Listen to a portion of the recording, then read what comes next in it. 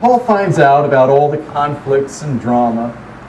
He writes them a letter, encouraging his friends in Corinth to move in a different direction in their relationships. A direction that will be life-giving and not death-dealing. That will help everyone in the congregation to flourish and bring the shalom that God so much wants for his people. This is what Paul says. If I speak in the tongues of men and of angels, but have not love, I am only a resounding gong, a tiny cymbal. I have the gift of prophecy and fathom all mysteries and all knowledge. And if I have faith that can move mountains, but have not love, I am nothing.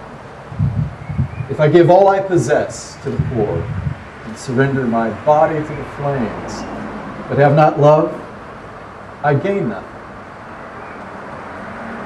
Love is patient. Love is kind. It doesn't envy. It doesn't boast. It isn't proud.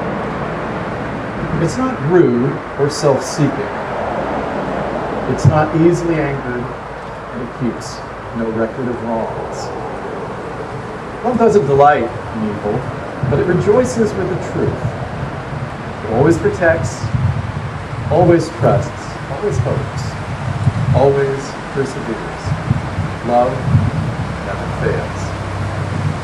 But where there are prophecies, they will cease. Where there are tongues, they will be still. Where there's knowledge, it will pass away. For we know in part, prophesy in part, but when perfection comes, like love, the imperfect, it disappears. When I was a child, I talked like a child, I thought like a child, I reasoned like a child. When I became a man, I put childish ways behind me. Now we see but a poor reflection. Then we shall see face to face. Now I know in part, then shall I know fully, even as I am fully known. And now these three remain, faith, hope, love. But the greatest of these is love. Let me point out three things. Of course, it's always three things. First, Paul starts by asking the Corinthians to imagine for a moment that he was some kind of super Christian. A man who could preach the gospel in every language, who knew the answer to every theological question, who had faith so outsized that he could literally move mountains, who gave away everything he ever owned and even surrendered, finally, his body to the flames in order to die a martyr's death. It all sounds very spiritual. Without love, it all totaled up to what? Zero perceived or real. So later, she can even the score. No, this doesn't sound very spiritual. No grand visions here.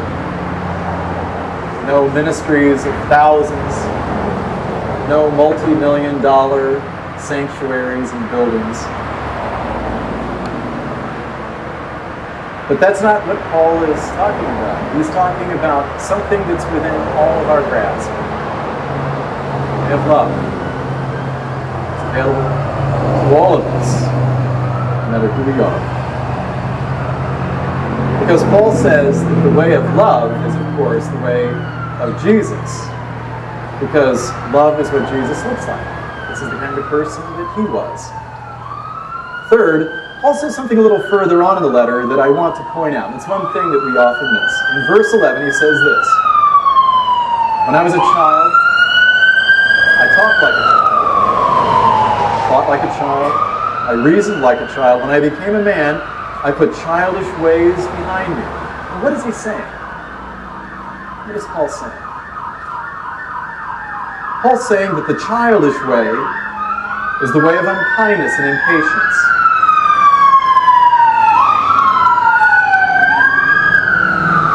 The way of envy and boasting and pride. The way of rudeness and self-seeking and anger. Notice very carefully how Paul puts this. When he was a child, he not only talked like a child, he also thought and reasoned like a child. People think they have a right to be all these things. They think they have their reasons for being this way. But Paul rejects them. He rejects them all as the thinking and reasoning of a child. Instead, he commends the way of love as the better way, the more adult way, the manlier way, the way of woman.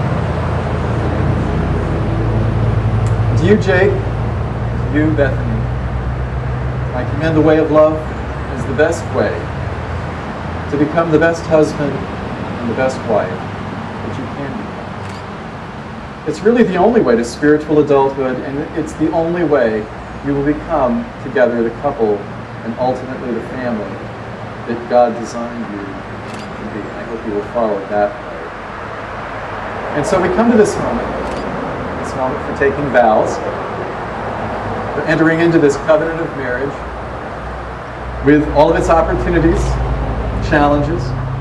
Here you are, standing before family and friends, standing here before God, and standing here together for the first time as husband and wife.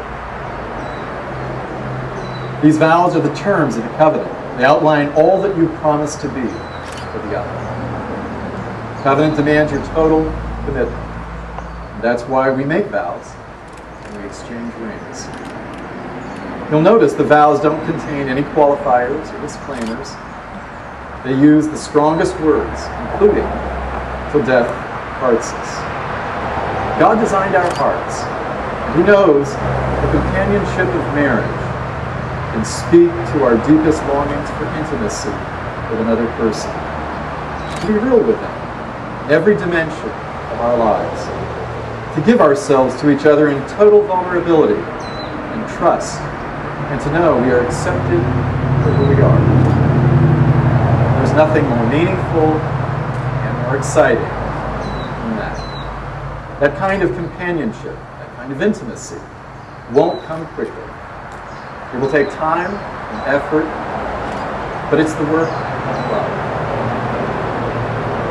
One day you'll know things your parents have already learned. If your relationship continues to deepen and mature, in time you'll come to believe in things like intuition and mental telepathy. You'll know what the other person is thinking. A glance will tell you pages. A word will speak volumes. Maybe it won't always be what you want to hear. In some ways you'll have to trust me about this, because you won't know what I'm talking about for a very long time. Long enough to forget I told you to watch it. With some things, 40 can't tell 20. 20 has to wait. Today, we're entering into a covenant that will take you further on your journey by becoming one flesh. You've already discovered things that have started you on this path. That's why you're here today.